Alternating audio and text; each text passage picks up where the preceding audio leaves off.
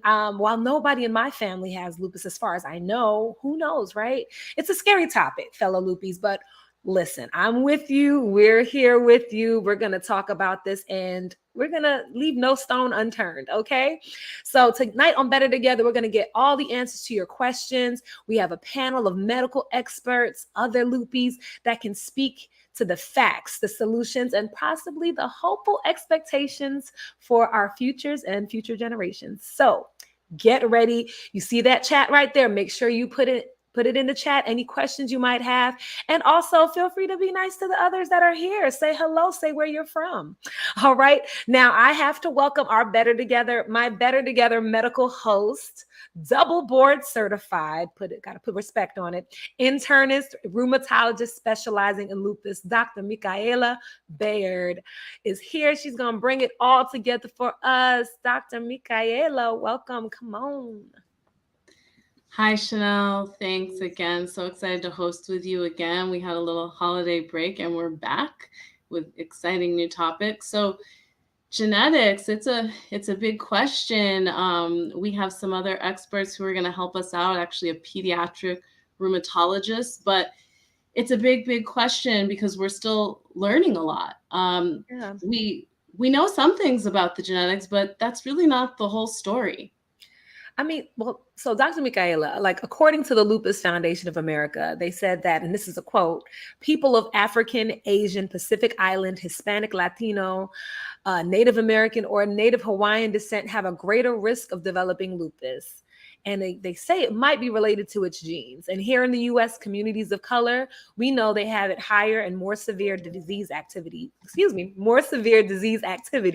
which may also be linked to social determinants of health like poverty or lack of access to healthcare. So we see all of that to say that there is something there within people of color. So based on this statement, us being at a greater risk for lupus, is this a particular like genetic concern for people of color? Is it often passed down?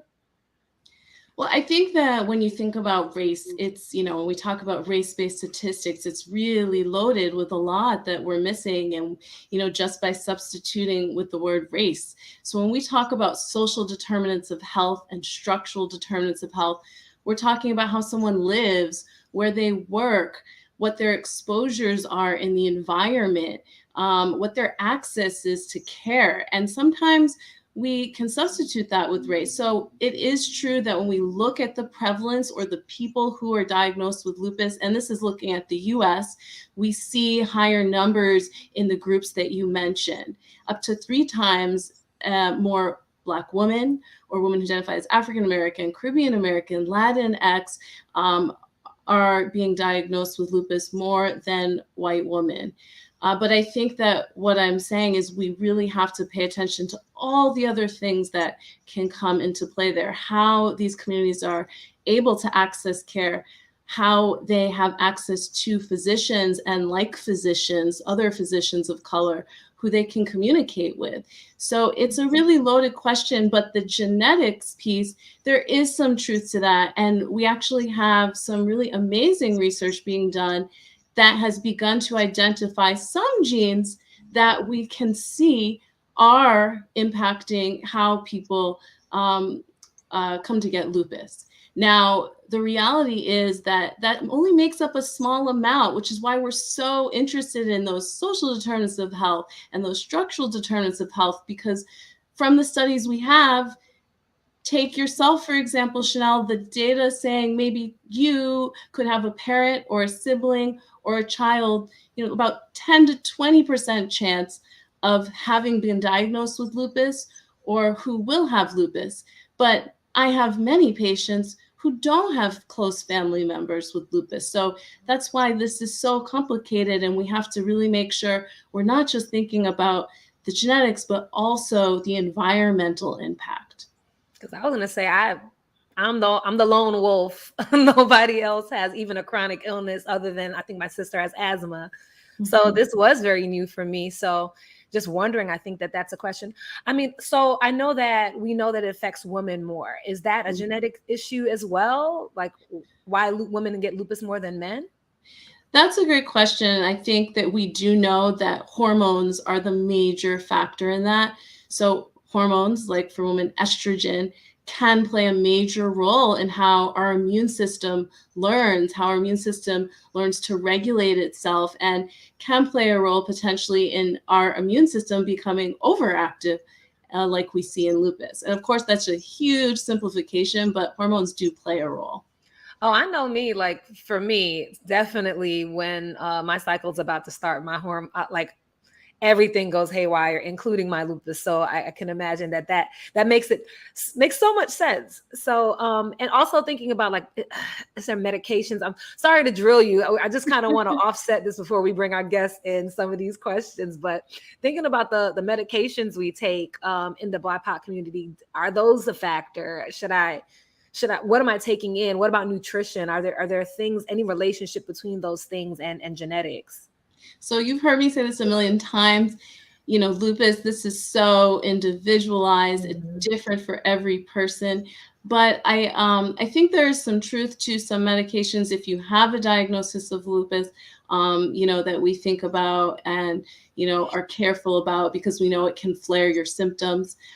Sulfur-based drugs such as Bactrim, which is an antibiotic, that's something that we think about. And in terms of diet, we talked a little bit about diet, or actually a lot about diet with the lupus nutritionist.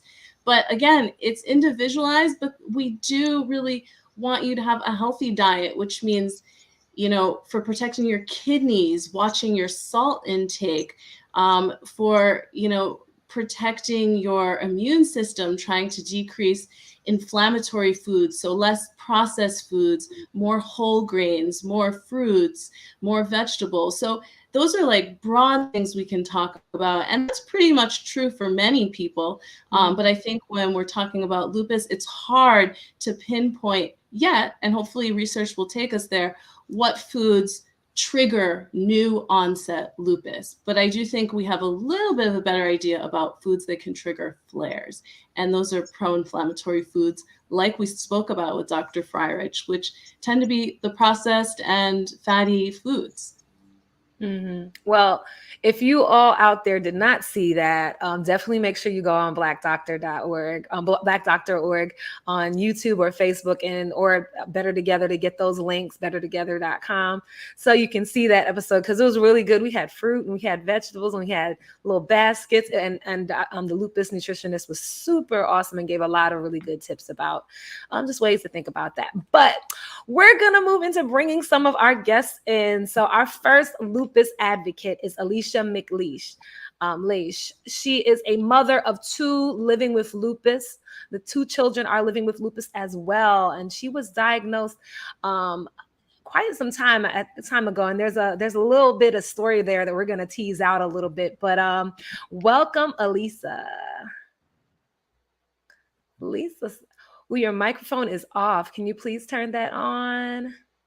Thank you so much, Dr. Baird and Miss Gabrielle. It's a pleasure to be here to share my story. Thank you. So we're so happy to have you here. Now, you were diagnosed not here in the States. You were diagnosed in Japan in 2004. That was the year I was diagnosed. Hey, I guess stands. But please, I'm just curious about that part about living in Japan, because I think it relates to something that you're going to talk about with your children. But yes, so I grew up in Washington, D.C., in Southeast D.C., and throughout my teenage years, and even when I was younger than that, I had problems with losing hair, getting the bruises, getting the butterfly rashes, so forth and so on.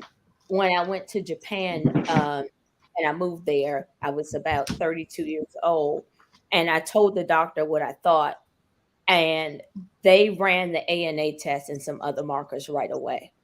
I know that because of where I grew up, the access to healthcare was very limited. And maybe they weren't able or didn't know, wasn't conscious about the disease. But for some reason, the Asian population was. And thank God I was able to be diagnosed. And so, with that being said, my son was already 8 years old and my daughter was 5 years old.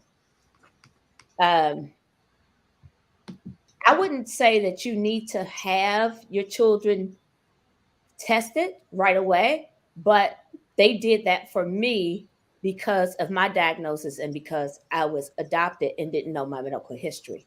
Now, along with the lupus, I have fibromyalgia, alopecia, and high blood pressure. Um, my children suffer from asthma, uh, alopecia, and also high blood pressure. Hmm. So we see some hereditary signs and markers there and things. And I think that that's really important. I don't know if everyone, when they're as somebody that is adopted, I was lucky enough to still connect to my mom. I was adopted as well within the family. But definitely like having that information can really, I can imagine that being really helpful. But, you have two children and they're living with lupus. Was there a moment when you were thinking about where you oh, let me get my words right. Now that you were talking about living in Japan and living with lupus, with that, you mentioned some of the details when we talked on the side, that there was a difference in when they were there than when they came back here. Yes. Yes. So, thankfully, they are both, especially, well, my son is in remission. Oh, So thankfully for that. He's 32 and he has a son that turned 6 yesterday.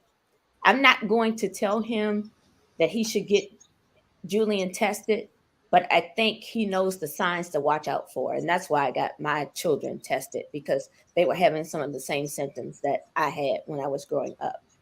I'm sorry, Chanel, what was your question? Did I answer? Oh, no, I was saying, you said that there was something different about like when you brought them there Oh, versus here.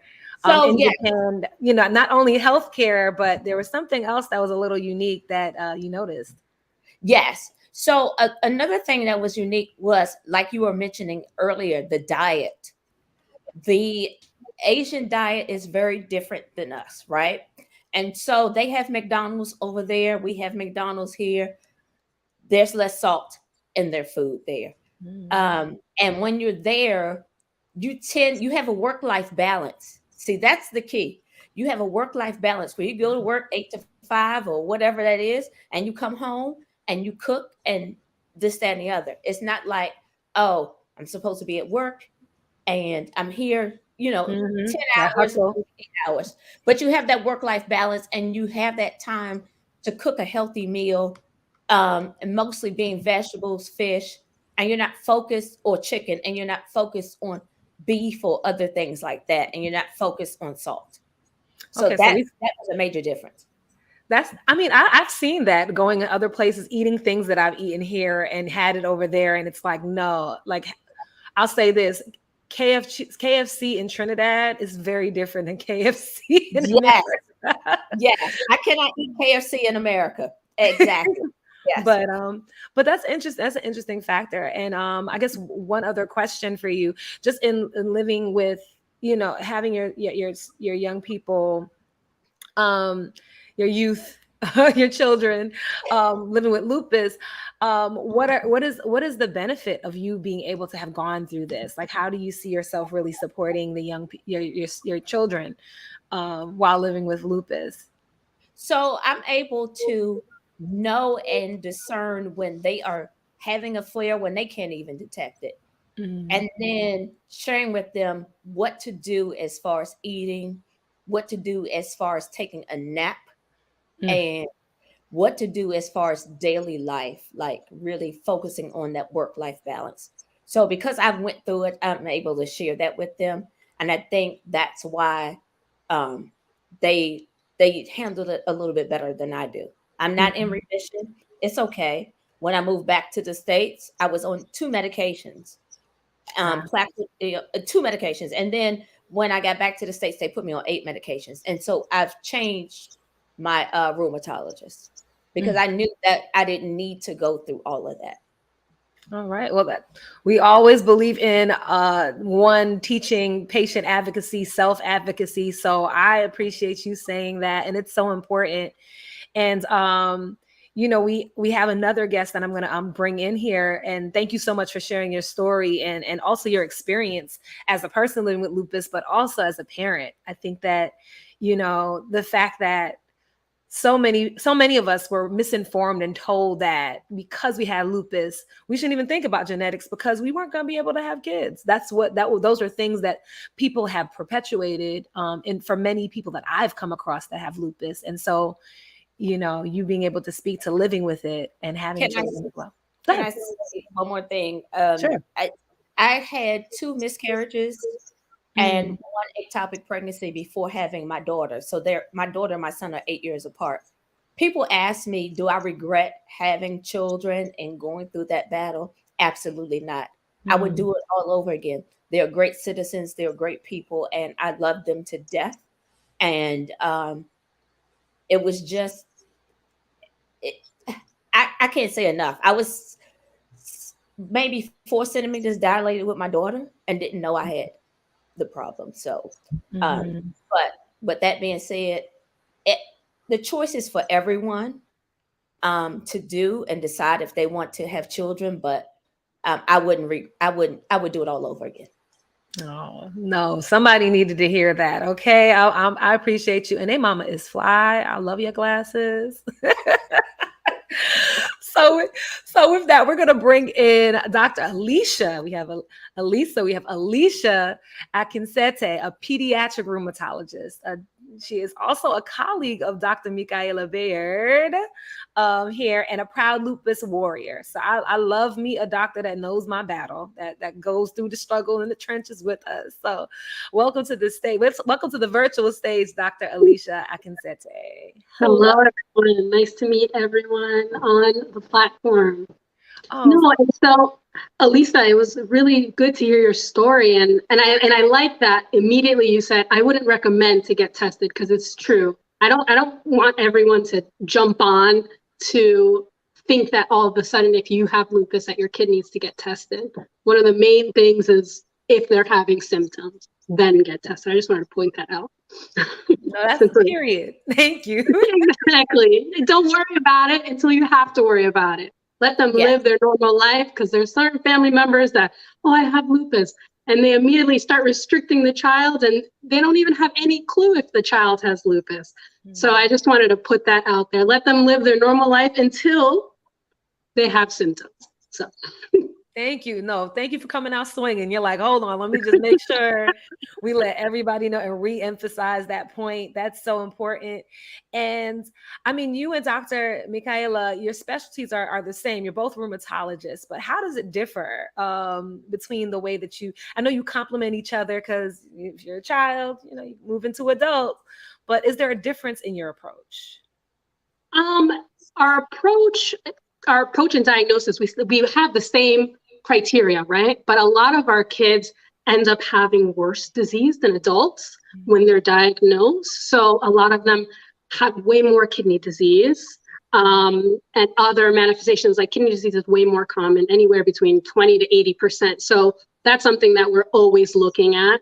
And then when they get sick, if you're looking at their disease activity, it is worse. So those are things, there are other systems that are more likely to be involved in kids. So we look at that and track that a little bit more closely compared to adults. So they have different things that they're looking at. They're looking at lipids and cholesterol. We're not checking those things in kids. But we end up being almost like the pediatrician to the kids, because we see them so often. We're seeing them every 3 months.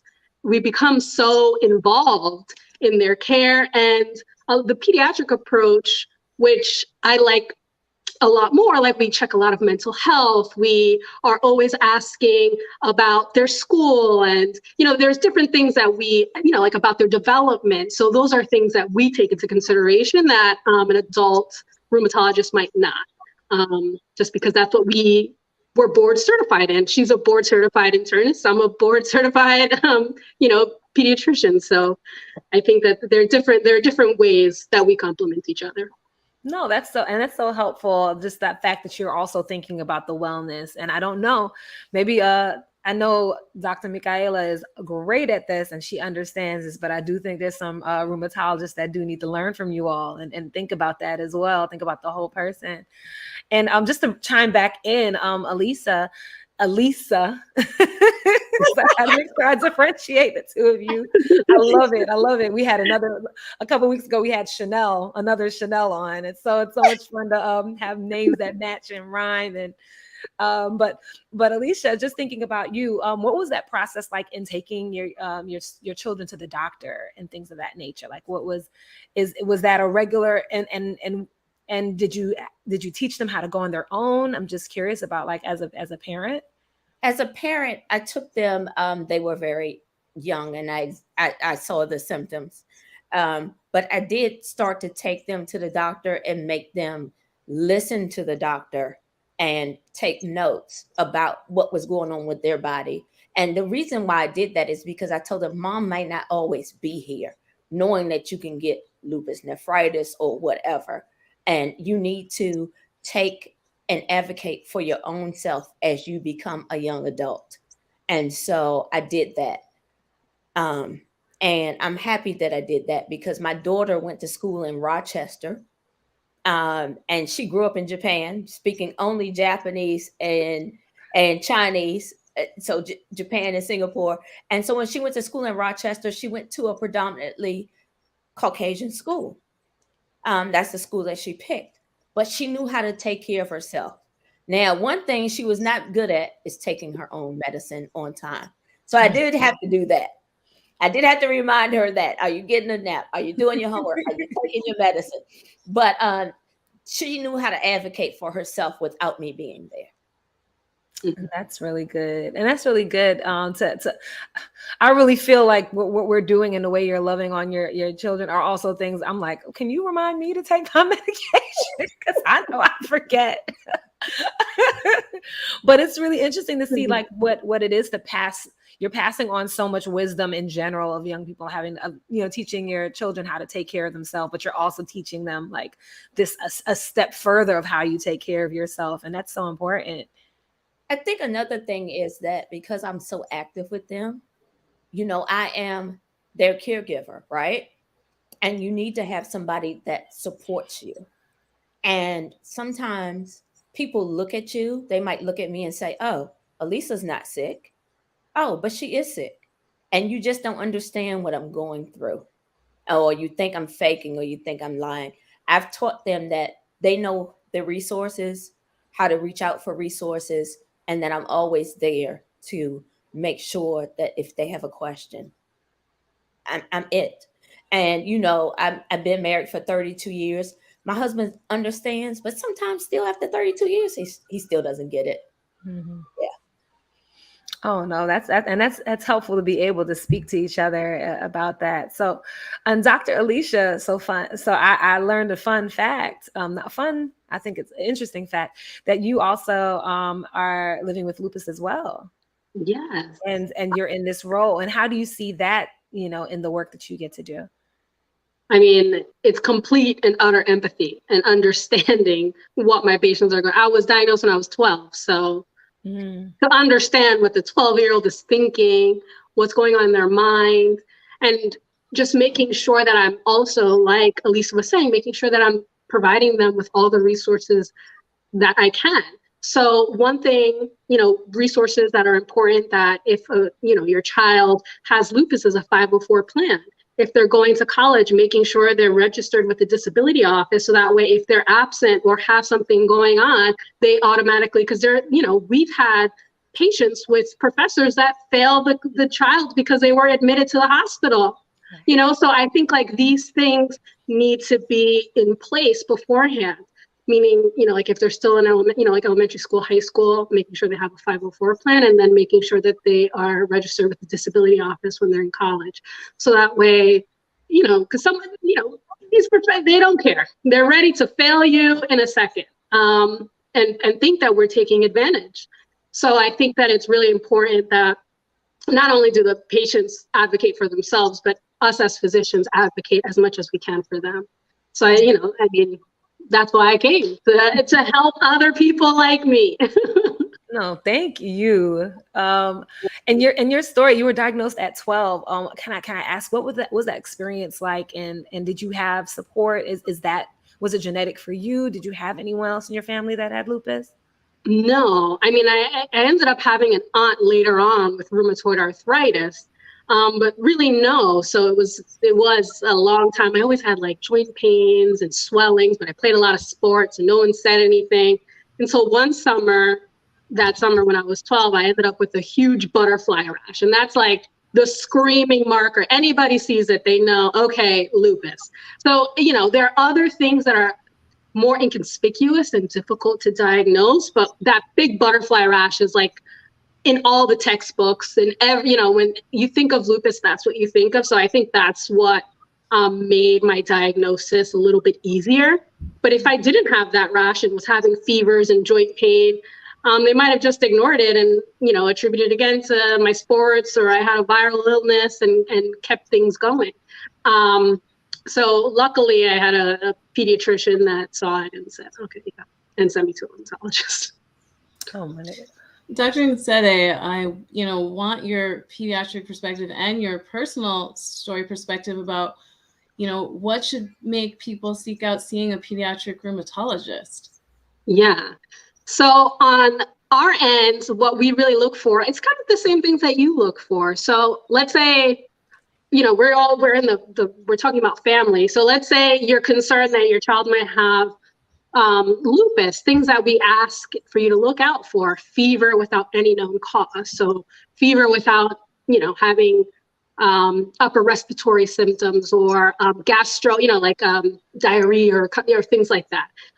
We would say alopecia, rash, specifically photosensitive rash, other things, ulcers in the mouth. And then one that's like very specific that like if you see it, I mean, you may not see it, but if they have an ulcer on the top part of their palate, like that's not up here, that's typically not something that you would see with anything else. So it would make you think lupus. Joint pain, so but actual swelling of the joint, send them to a rheumatologist. Any other types of rashes, so like any other ulcers on your hands, those are also important. If you see that urine is frothy, that might be difficult to tell because you're not always looking. Fingers turning blue or purple in the cold. So those are really like the most important things. And then, besides kidney disease, that's really high in pediatrics, also neuropsychiatric lupus. So sometimes thinking of someone who all of a sudden becomes schizophrenic, or a new psychiatric diagnosis, not to say that immediately, usually most physicians rule out other things, but that's also one thing to consider. Stroke, things like that. So those are really the main things that, and weight loss, that if all of a sudden they're losing weight and they're eating, and they're eating normally, fatigue, those types of things, those are things that you should watch out for and then consider sending to us. That's so important. And I think as we talk about genetics, everyone wants to know about what tests they should run, what they should know. But what Dr. Akinseti just broke down is what you need to be on the lookout for. It's better than any test we have, to screen for lupus, are those symptoms and being aware of them. And if you have lupus, letting your family members be aware of those symptoms as well. So thank you. Oh, no, thank you. I just wanted to put up one more thing, because I know Elisa said this, that I think her child was diagnosed at 5. And so when you have multiple children that are being diagnosed at a young age, that's the only preface I have to that. So yes, don't get them tested unless they have symptoms, but if they are being, majority of your kids are being diagnosed, or there's a cousin also diagnosed very young, those are things that are, because lupus in general, the normal lupus that you and I get, there are multiple genes that are involved. But the kids that are getting diagnosed like before the age of 5, they're at high risk of having like one gene that's just abnormal. And that's what's causing their lupus. And that's why you're seeing all these young kids having lupus. So that would be the only reason why I would say get genetic testing, because sometimes there are certain treatments that might help. or some labs may not even be helpful because of the actual gene deficit that they have. So I just wanted to put that in as a caveat. If they're very, very young and there's a whole bunch of family members that are getting diagnosed before like 5, that would be concerning. And that's why we need pediatric rheumatologists. We need to find one like Dr. Goncetti if you know that is the case in your family. No, definitely. And I think this is a really good transition to bringing in our next guest, Melissa Glass. Now, her family history of lupus, they have lupus symptoms, autoimmune disease. It's challenged her medical community in San Francisco, where she and most of her family have lived all their lives. So with her, we also have her joining chronic illness therapist, Francesca Owu. And we're just happy to have you both here. Welcome, Melissa and Francesca. Thank you so much for joining us together. We're a big, happy family today. Hello. Thank you for having me. So definitely excited to start talking to Melissa. Let's start really quickly with Francesca. What mental health issues come with an extensive history of having lupus in a family? Like, what are some things that we should be considering around mental health? So when focusing on mental health when someone has a chronic illness like lupus, we want to look at symptoms of anxiety and also depression. So if anxiety is present, this is maybe if a child receives a diagnosis, they're having difficulty in the classroom setting. With depression, they're having difficulty sleeping, they're having difficulty interacting with other children, and they're having difficulty even being present within the home setting. And if we're looking at a parent that has a chronic illness and the child shares the chronic illness, sometimes the parent is sharing the same symptoms as the child. So it might be a little bit of a disconnect between parent and child. So much that's going on with. I'm so sorry. Can you just speak up just a little bit because we can't really hear you as clearly? Just help a little bit louder. So there's so much going on within the parental unit when the parent has a chronic illness and also when the child has a chronic illness. And if you have multiple children that have a chronic illness, that is an added stressor to the parents because you're not only keeping track of your own chronic illness, now you have to keep track of your child or your children's chronic illness as well, which can be very taxing on the parent. And if you are married, sometimes what the research states is that the woman is mainly the primary caregiver for the children who have the chronic illness. So a lot of times mothers would come into appointments and say that they need help, they want help. It's a lot of married single mothers that are asking for mental health assistance when caring for children who have chronic illnesses. You said married single mothers. Woo, that's a word right there. No, seriously, the fact that women are the caregivers and that this disease tends to impact women. I mean, that's an issue across the board, whether children have lupus or not, but very specific. And I think you spoke to something about like triggers, thinking about that, like the idea of like, what does it feel like to see your symptoms manifested in your children as well, right? And I see Elisa is shaking her head, but just curious if, and I know Elisa and your daughter, you both see a therapist on a regular basis. How has that helped you? It's helped me because all the time my husband doesn't get it, right? And then, of course, I have to deal with my children's illness. And then I have to be the person that works, the person that is looking like to the outside that I have everything together. So that's helps me. I take several medications for anxiety and depression. But I made the choice when we moved back to the United States in 2016 that I needed to see a therapist. For 12 years, I did not see a therapist, and I should have been seeing one.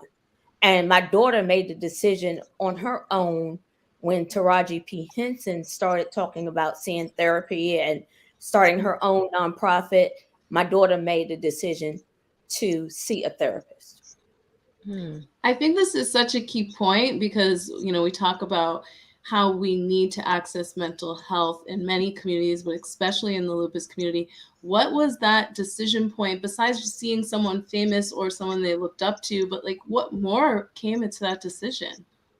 I think for me, what came into my decision was me and my husband could not get along, right? I moved back. I didn't want to move back to the United States. He wanted to move back to the United States. My daughter was doing her senior year here, this, that, and the other. My son was having his first baby as a single father. And so I needed to have something. And then, to be honest with you, my daughter went on her first date and got raped. And so it took her a while to see someone, but she finally decided to see someone after she saw me go through the process for about 2 years. Alicia, thank you for sharing this. I know that's something difficult to share. I wanted to take a moment to pull Melissa into the conversation, and just to let everyone know, if this is resonating with you or if you have something to share, please share your comments in the chat. We're here as a family and a community. But Melissa, can you tell us a little bit more about the history of lupus in your family? Gosh. Yeah, so my sister April, who was going to join us today, but she's not. She was the first one diagnosed, and she was diagnosed in 1989 after the passing of her daughter, and she was sick as a child, and those doctors thought it was psychological. And I recall after her being diagnosed, I had questioned if, in fact, there was something that was hereditary. And then, then the doctor said no, because it was still an unknown disease. Not much was known about it.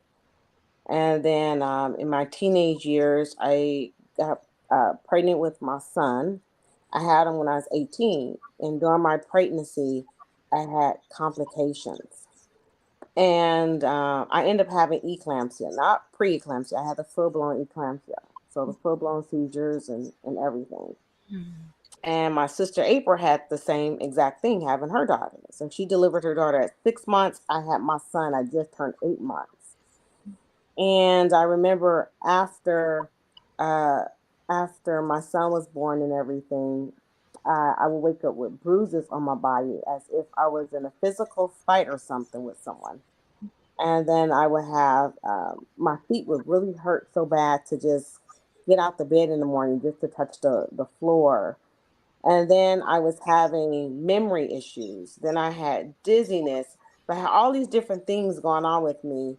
And I didn't understand what was happening. And so I was seeing this one physician assistant. Her name is Annette Barnes, and she's amazing. She's a Black lady. And I appreciated how she really listened to me and the steps she took to test me for lupus. And all the testing she did, my test results kept coming back negative. And then since we're sensitive to the heat and sun, in 2011, I moved to Concord, over in the East Bay. And Concord gets really, really hot in the summertime. You're like the 90s, 100s. San Francisco doesn't get like that. Well, it was then I got real sick, very, very sick. And I went to the doctor. I was seeing this one African-American doctor. He couldn't tell me what was wrong. I requested for him to give me authorization to go outside of my insurance to go see Dr. Newelt, who was currently seeing April, to get tested to see what was going on. I got that authorization. They ran the test, and it came back positive in 2011. Mm-hmm. From there, I was thrilled to finally have a diagnosis to know what was wrong with me so that I can get treatment. And then a month later, my mom was diagnosed. Mm-hmm. I immediately started treatment. I immediately started on chemo treatments. And then everything was good. It was stable for a minute. But one thing I noticed about my lupus condition, is that treatments, they don't work that long for me. So I get short relief from my treatments, if you will. And so I've practically, at this point, have tried every medication that there is available for lupus patients, with the exception of one that's been on the market not too long. Mm-hmm, mm-hmm. I was going to say, it seems like so it was not even in a declining order, like the mother, and then it was the daughters, and then mom, and then everybody. Yeah. So we see a lot of different kind of a different pattern. Mm-hmm. And did this? I'm curious. Did this really bring you all together? in a different way to kind of help each other? Were you able to support each other? Did you see that, or what was that like when you all realized you had this? Well, I can say yes and no. I was my sister's caregiver, so I'm her voice. And then, for my mom, when she was diagnosed, like we kind of suspected it was going to either be lupus or MS. That's the both that's in the family that the women are diagnosed with. I lost two aunts already to MS. I lost one about 2 months ago, and this is all on my mother's side of the family. And so my mom diagnosis was just like, okay, well, I look after my sister April. I had moved back with my parents. So I'm like, okay, then she and I can look out for one another, but I'll probably end up looking after her more than anything. So I started shadowing her to her appointments and so forth. So still to this day, I shadow her to her appointments along with another sister of mine as well, who we're waiting for her diagnosis, who also has it, her and her son. But again, we're running into issues of dealing with biased doctors right now, if you will. And it's kind of frustrating. But I am not the person who sits and takes no for an answer. I'm going to keep going until I get my answer, until I find out what's wrong. So my new rheumatologist, after he told me recently that I had a severe case of fibromyalgia and gave me gabapentin, he told me to come back in several months to see him. So I was online the other day checking my medical chart, and I just was like, I'm gonna cancel this appointment. He's a waste of time, and he's a waste of my money. I'm not about to keep paying no copay and him getting money from my insurance company when he doesn't do a damn thing for me. He doesn't examine me. It's like they're scared to touch you, like if your skin is going to rub off on them or, something like that. And God knows I don't want my skin to rub off on him, or anything like that. Well, listen, And I'm so sorry. You had mentioned to me that you had really been advocating to find a better rheumatologist. And, I wonder, how you advocate for other people in your family. I know that there's a nephew potentially who has lupus. my nephew who both, so my mother has it and his grandmother on his father's side has it. And then his mom, she has it. Like I said, it's a disease that's very hard to diagnose. It has to be fully active. So he and his mom have all the full symptoms. He has all the ulcers in the head, the extreme joint pain. His hands turn bloodshot red. He has GI issues, just like myself.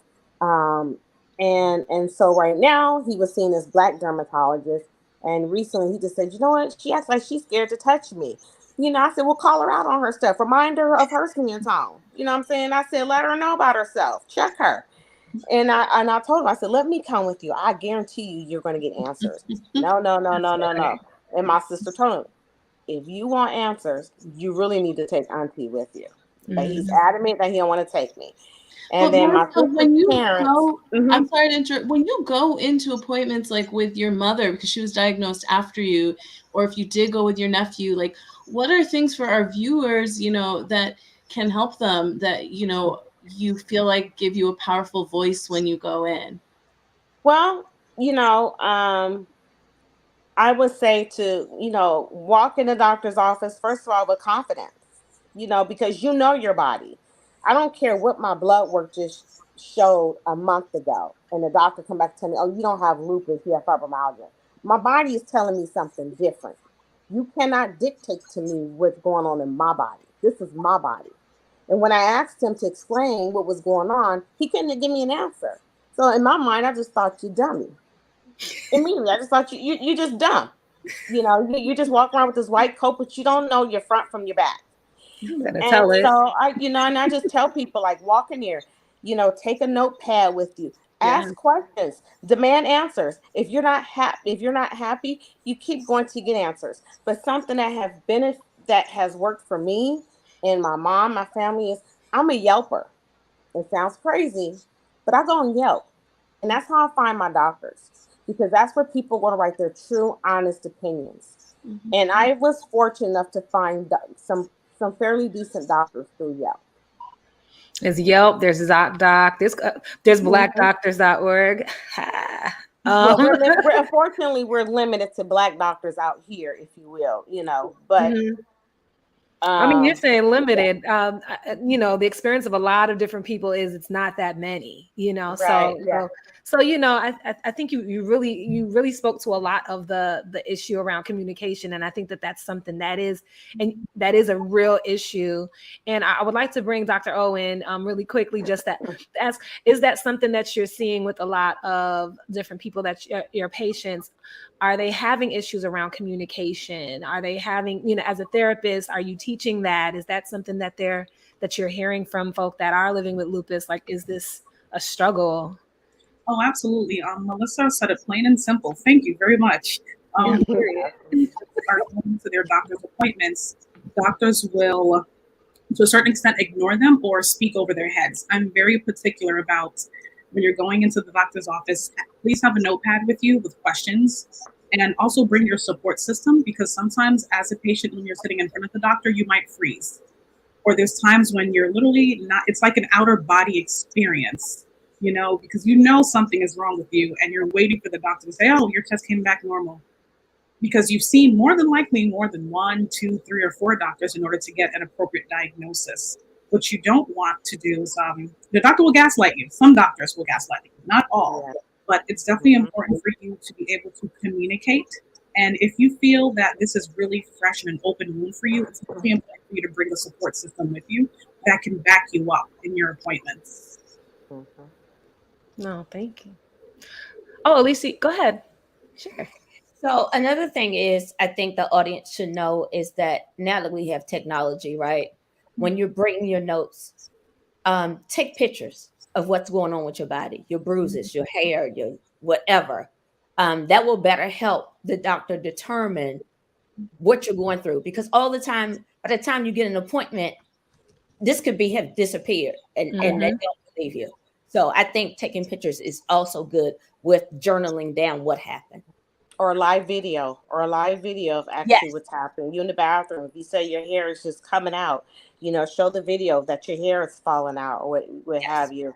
I will share a story with you guys real fast, though. My son, when he was 18, he was complaining of leg pain. And I was just hypothetically just fussing with him. Like, you can be walking around with a blood clot or anything. I'm like, after school, you need to come right home, And he was at school. He was in college at the time, and I was working. And I got an emergency call that he went to get up from the desk to walk, and he couldn't walk. His leg had this significant amount of swelling throughout his leg. Mm-hmm. 2 of his classmates carried him to the college doctor's office, and the doctor looked at him and told him, "You need to get to the emergency room fast." And so he got there, and then I arrived, and I'm speaking to the doctor about, the family history and blood clot issues and different things. And God is so good. Kind of find out he had like 3 or 4 large clots traveling. Wow. Now, from what I understand, I've never dealt with clots, but my sister April has, and my aunt in Texas who has MS has. And so apparently, though, I guess I'm just like the clot carrier, if you will. So as of now, since he was 18, he has been on blood thinners, and he'll be on blood thinners for the rest of his life. But I'm always mindful of him when he tells me about joint pain and stuff, like going to the doctor, getting tested, being sure. He's a healthy guru. He loves to work out, eat healthy and different things, because like they say, a lot of our health issues start in our gut. And so, but I'm always just mindful and speaking to him about his health, his mental health, and just like overall, we have a very, very open relationship. Melissa, you have so many family members who are lucky to have you as an advocate. And I wanted to pull in our pediatric rheumatologist to ask her about, how does advocacy look for patients in your office, and how do patients communicate well with you? Because it's a different story if a parent is speaking for their patient. Yeah. So, parents, I think, are the biggest advocates for their for their kids. So I think that's a given. If anything, like that's the one thing that I feel like internists say, like, how do you deal with the parents? Because parents will lay their life on the line for their kids. But one thing that we do want is that for kids to be their own advocates. So we try really hard to, we start transitioning them as a transition process, starting around 13, where we really ask the parents to leave the rooms for specific questions and really to give them the time to relate their concerns. And if we see that a parent is overpowering a conversation, sometimes we'll ask more so, hey, can you tell me in your own words how you're feeling, so that way they can advocate for themselves. Other things that we try to have them do, go to the support groups by themselves, so that way they can tell their stories to other patients, help other just help other patients with their stories. But other things that we also do, this is something newish that we've been doing with other patients, but even like a buddy system. So that way I can tell you what I've been through, for a new patient that's coming in. So like a buddy system to really help show them, the ropes. There's also Advocacy Day. Sometimes we're lucky enough to have, when it was virtual, it was a lot easier to bring along a patient, but sometimes we also bring a patient along because those stories of patients are so impactful on the Hill. And then other things that we do are try and help them become leaders in these areas. So sometimes they could be ambassador for either the Arthritis Foundation or the Lupus Foundation. So whatever way we can push for them to advocate for themselves, we try as much as we can. And other ways, I always like doing this, put it in there, but also when kids, I feel like take a lot, we try to, if we can, if they have a little tiny spark of interest in medicine, we immediately try and push them and give them all the summer programs. We have lists of things for middle schoolers, for high schoolers, for college students, to help push them on their way. Because like myself, I was a lupus patient, and I understand and empathize the most and try to advocate as much as I can. And if there's someone else that can do that, later down the line, I think that is very important. So, really fostering, pushing them into medicine, whether it's nursing, physician, PA, whatever. I love it. I love it. Future advocates, getting people started early. I love it all. This has been such a dynamic conversation. We've had so many different perspectives and voices. We want to pull in voices from our chat and want to see if we had any questions in the chat. Oh, I do have one question before we get to the chat, because I really did want to pull back, because Elisa, you actually began a nonprofit that really tries to support people living with lupus. I believe it's called Blossoming Butterfly Warriors. Please tell us about this. So it's starting in Maryland, and I plan to take it globally, even internationally, hopefully to Africa in 2 years. But it's Blossoming Butterfly Warriors Incorporated. And it's not just for lupus patients. Initially, I was going to start it for lupus patients, but it's for anyone of color with an autoimmune disease. And what we will be doing is giving assistance with medication purchase, co-pays, child care, so that you can leave your child at a child care and facility and you can go to the doctor and pay attention to your own health, and also transportation assistance. But in addition to that, we're going to do programming in the schools. And so the programming is going to be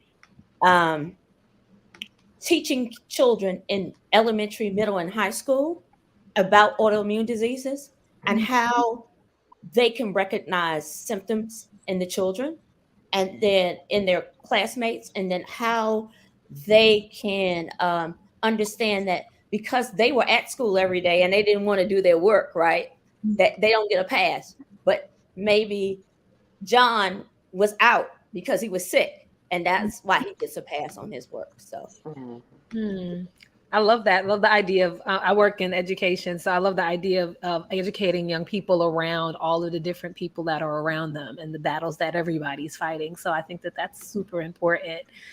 And I have one for the from the chat. Just and this might be Dr. This might be Dr. Alicia. This might be some. How can someone find a support group? Where are resources around this? So one of the things I always tell my patients is, especially because we're into social media, go on to Facebook. Facebook has so many support groups pertaining to whatever illness, African American women lupus. You can look that up on Facebook, and you can also go to the Lupus Foundation website as well and look for a local support group within your area.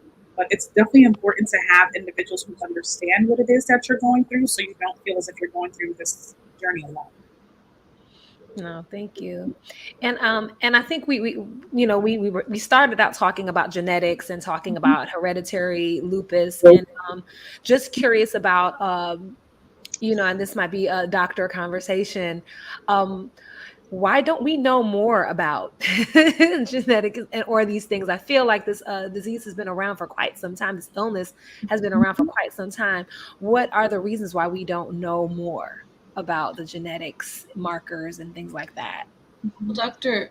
U and I were talking about this. A big part is the research, but to do research, you need the funding. And I think Dr. U wanted to speak on this.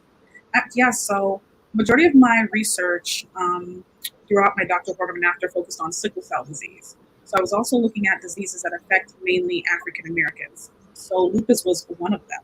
So when I was looking at how much funding was supplied for sickle cell disease, lupus, as opposed to illnesses that affect mainly the white population, I noticed that Alzheimer's mainly affects the white males. So I was noticing that the funding that they received in 2017 was about 592,000 million, as opposed to lupus, which received 93 million. And in 2014, it was actually a little bit more than that. So the funding decreased for lupus between 2014 and 2017.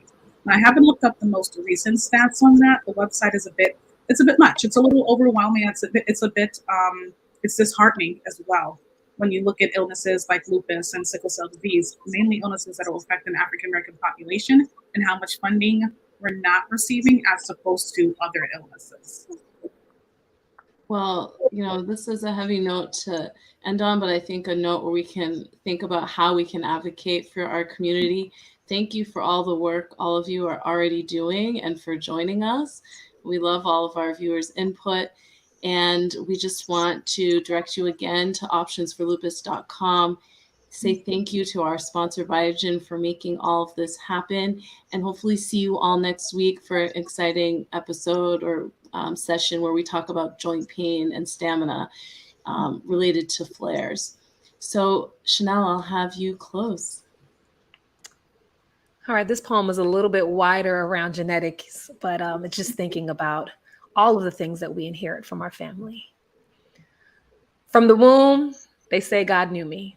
He knew because he saw my mother, my mother's mother, my mother's mother's mother, that DNA, a rainbow of unforgotten pain and power, attitude and fortitude, fortifying who bloodline would determine the paranoia in every disciplinary sermon. See, my mother became her mother.